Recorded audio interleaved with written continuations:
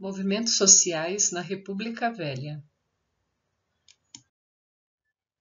A República Velha, conhecida também como Primeira República, foi um governo para poucos. Poucos grupos sociais conseguiam ter representatividade no poder, principalmente a oligarquia rural, a oligarquia cafeeira.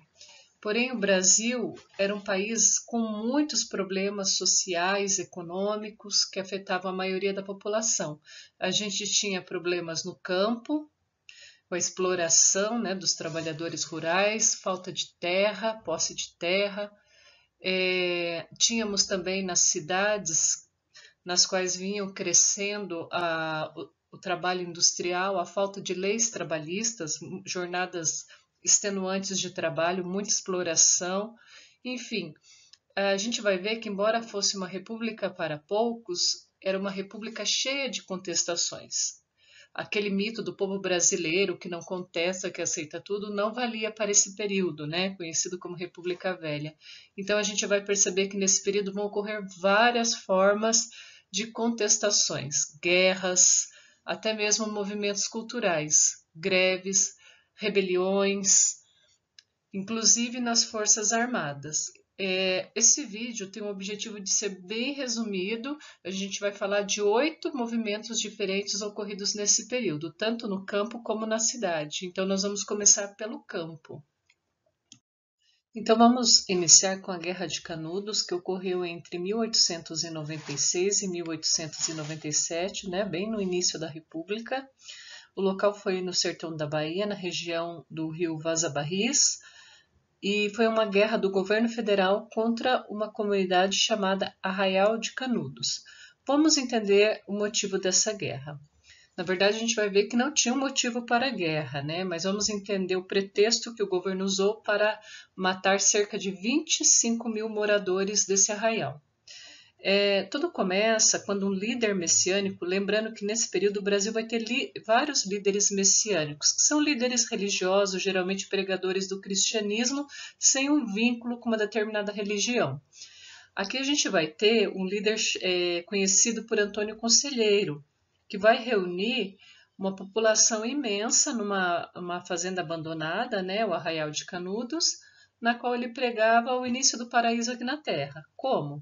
De forma muito simples e humilde, todos que para ali iam tinham que trabalhar e dividir o fruto do trabalho para não ter fome, não ter miséria. Não era uma situação confortável, mas era uma vida melhor do que trabalhando para os fazendeiros da região. A maioria da população que trabalhava para os fazendeiros da região viviam em condições ainda piores, tá? Muita exploração. Até aqui eu não falei motivo para a guerra. Então, qual foi o motivo da guerra? Na verdade, esses fazendeiros começaram a ficar preocupados com o crescimento desse arraial, que vivia por conta própria, que não precisava obedecer a esses fazendeiros, e aos poucos eles estavam vendo a sua mão de obra migrar, né, para essa região. Então, eles estavam perdendo trabalhadores e trabalhadores que eles exploravam. Então, eles vão pedir ajuda para o governo federal para acabar com esse arraial. Para quê? Para que eles tivessem seus trabalhadores de volta. Então vai ser um massacre, né? Estima-se que 25 mil pessoas morreram nesses combates, e inclusive a gente vê na foto abaixo o líder messiânico Antônio Conselheiro morto e acima os sobreviventes, os poucos sobreviventes desse arraial, tá certo? A gente vai ter um jornalista fazendo a cobertura dessa guerra, enviando notícias aqui para o Sudeste, chamado Euclides da Cunha, que é um dos maiores escritores da história do Brasil. E a gente pode encontrar mais informações sobre a Guerra de Canudos na obra que ele vai produzir com essas informações, que é a obra Os Sertões, que é uma das principais obras da literatura brasileira. Ainda tivemos, no mundo rural, outro movimento que expressa as injustiças sociais ocorridas não só no Brasil, no início da República, mas também no período aqui imperial. Esse movimento é o cangaço, que se deu entre o final do século XIX e até por volta de 1940 no sertão nordestino. Diante do descaso do governo, desemprego na região, a exploração do trabalho, se formaram grupos chamados grupos de cangaceiros, no qual as pessoas tentavam do seu jeito arrumar um jeito de sobreviver, né? Esse jeito muitas vezes era violento, era com assaltos, sequestros, roubos de viajantes, para arrecadar mantimentos para sustentar esse bando que vivia sem moradia fixa, né, de forma itinerante. Volta e meia eles invadiam, atacavam uma cidade, saqueavam e iam viver em áreas mais afastadas do fruto desses saques. Para alguns, os cangaceiros eram heróis, eram aqueles que tiravam dos ricos para dar aos pobres, tá certo? Que roubavam, né, fazendas e levavam mantimento para o seu grupo composto por pessoas pobres. Porém, para muitos eles eram bandidos, porque praticavam a violência, todo tipo de violência que vocês podem imaginar nesses atos aí, que envolviam a busca também de recursos para a sobrevivência do grupo. E muitos dos cangaceiros muitas vezes eram contratados também para pelos fazendeiros da região para expulsar famílias das terras, né? Para castigar empregados. Então, assim, alguns são vistos como heróis, outros como bandidos. Esse fenômeno ele vai transcorrer em toda a República Velha e quando chega o governo a era Vargas, né, o governo de Vargas, ele começa uma séria perseguição e acaba extinguindo esses grupos aí antes do final da década de 40. Antes de entrar na Guerra do Contestado, eu gostaria de reforçar a, a questão da religiosidade da população pobre nesse período, principalmente da população rural. Então, a gente viu lá na Guerra de Canudos, né, a participação de um beato, Antônio Conselheiro, né, que era um líder messiânico, não estava ligado a nenhuma religião, mas a gente também vai ter grandes líderes religiosos inclusive da Igreja Católica, que são muito seguidos pela população pobre, porque no mundo onde o governo agia com descaso com a população, pelo menos a religião tinha que confortar a pessoa, né? Servia para confortar. Eu não posso deixar de falar do Padre Cícero no Nordeste, que vai ter um papel muito importante para acalentar um pouco essa população tão sofrida. E na Guerra do Contestado, que eu vou falar agora, a gente também vai ter um líder messiânico nessa região que vai reunir a população, que é o Beato José Maria, tá bom? A Guerra do Contestado, ela vai se dar entre Paraná e Santa Catarina, tem esse nome porque era uma região legalmente contestada na justiça, disputada pelos dois estados. E o conflito vai se dar justamente nessa área contestada, mas não é esse o motivo da guerra, tá? O período foi entre 1912 e 1916, né, 4 anos de guerra. E qual o motivo? Essa região viviam muitas pessoas sem terras que começaram, junto com esse Beato José Maria, a formar um povoamento muito parecido com o de Canudos, né? Tem um líder messiânico, as pessoas estão trabalhando, dividindo o fruto do trabalho, e os fazendeiros da região começam a perder trabalhadores, do mesmo modo. Mas alguns fazendeiros da região, alguns coronéis da região, também começam a expulsar a população das suas terras nessa região para aumentar suas fazendas. Esse é um dos conflitos. Outro conflito, que era uma região de muita madeira, e o governo federal tinha cedido por uma madeireira estrangeira a exploração dessa região. Só que quando essa madeireira estrangeira chegou lá, começou a reclamar para o governo federal que ali haviam populações, trabalhadores rurais, que não queriam sair de lá, né, que era essa população do contestado. Então pedia, tanto eles como os coronéis, para extinguir essa comunidade. Como? Por meio de guerra. Então vai se dar uma guerra muito sangrenta, que vai durar 4 anos, vão dizimar a população do local, tá? Agora nós vamos falar mais das revoltas urbanas. Vamos começar pela revolta da vacina de 1904, ocorrida no Rio de Janeiro. Tudo começou quando o governo, na época, estabeleceu a vacinação obrigatória contra uma doença chamada varíola. Felizmente, essa doença, a gente não tem mais nenhum caso no mundo desde o final dos anos 70, graças a décadas de vacinação, ela está extinta, mas era uma doença extremamente contagiosa e que levava a óbito a maioria dos infectados. Mas assim, aí a gente pensa, mas por que a população se revoltou contra o governo, virou bondes, fez barricada, tentou derrubar o governo lá no Rio de Janeiro? por causa de uma vacina. A vacina não é uma coisa boa, né? Não evitou muitas mortes? Sim, mas a gente tem que voltar no contexto da época para entender por que a população se revolta. Na verdade, foi a primeira vacinação, né, no Brasil, e nunca a população tinha passado por isso, não houve um processo educativo para eles terem ideia do que estava acontecendo. E tudo que vinha do governo para a população pobre era ruim, principalmente na época.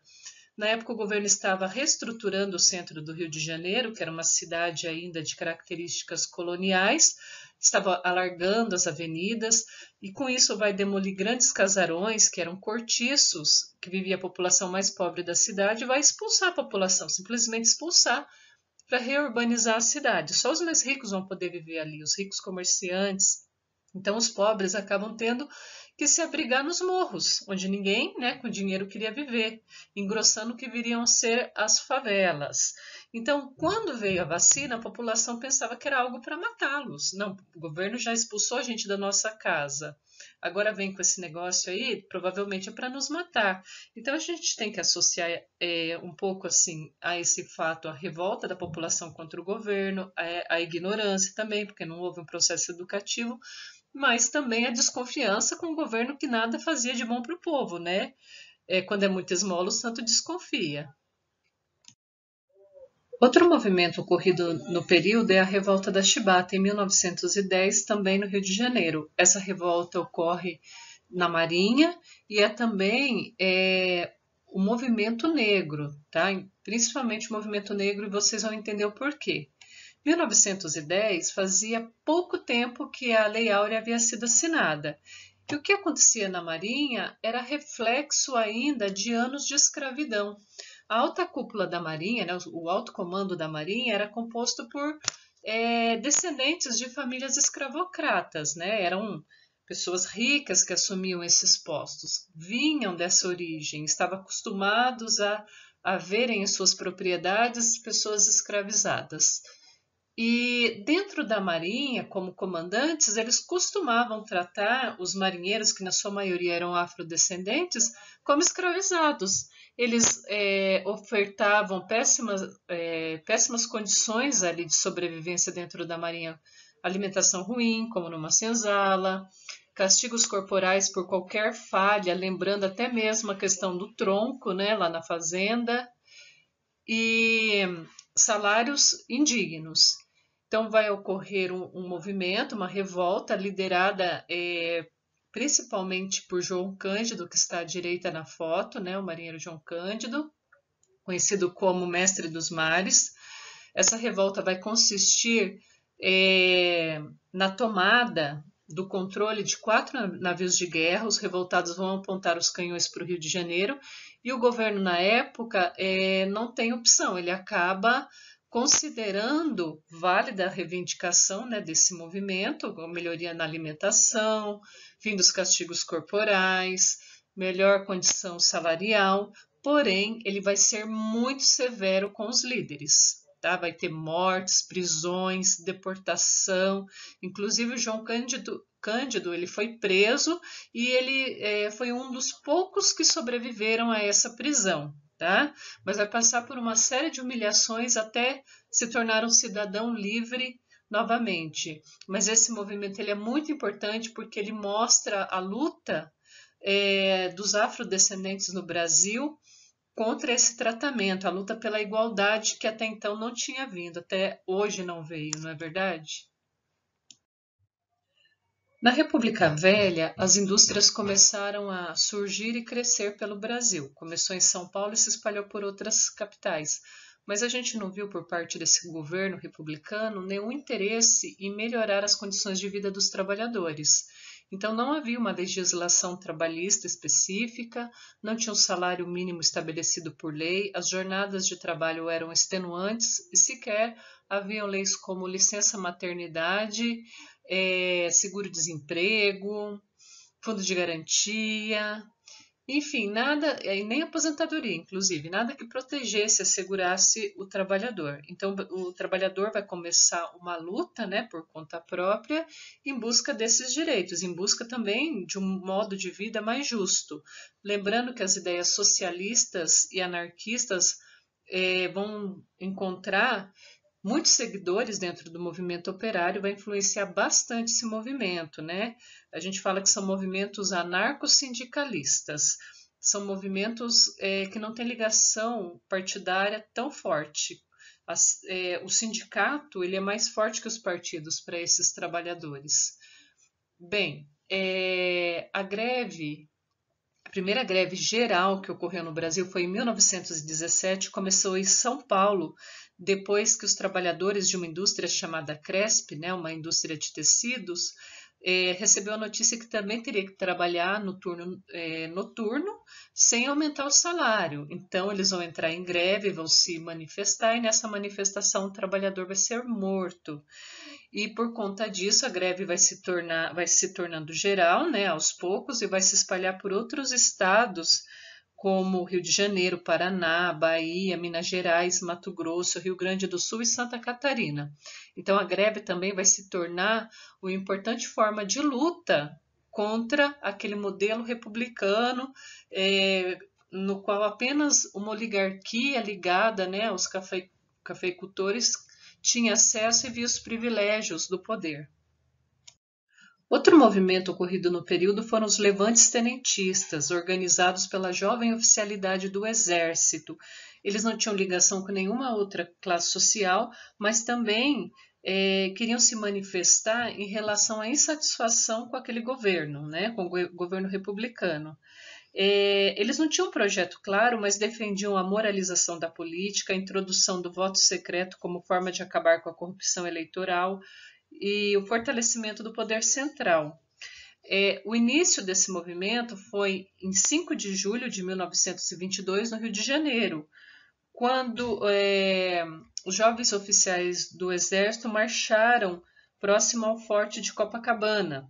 E esse episódio entrou para a história como os 18 do Forte de Copacabana. Só que o governo na época reagiu, né? Era o presidente Epitácio Pessoa, e ele vai reagir e apenas 2 desses jovens vão sobreviver. 2 anos mais tarde, em 5 de julho, vai ocorrer a segunda revolta tenentista, dessa vez em São Paulo. Ela vai ter mais participantes, mas as forças do governo ainda eram superiores e acabam reprimindo com muita violência.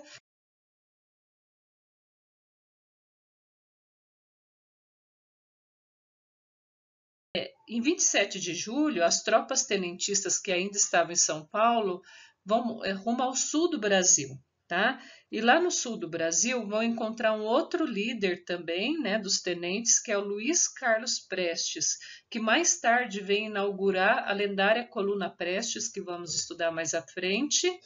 E lembrando que o Luiz Carlos Prestes vai ser um dos fundadores do Partido Comunista Brasileiro.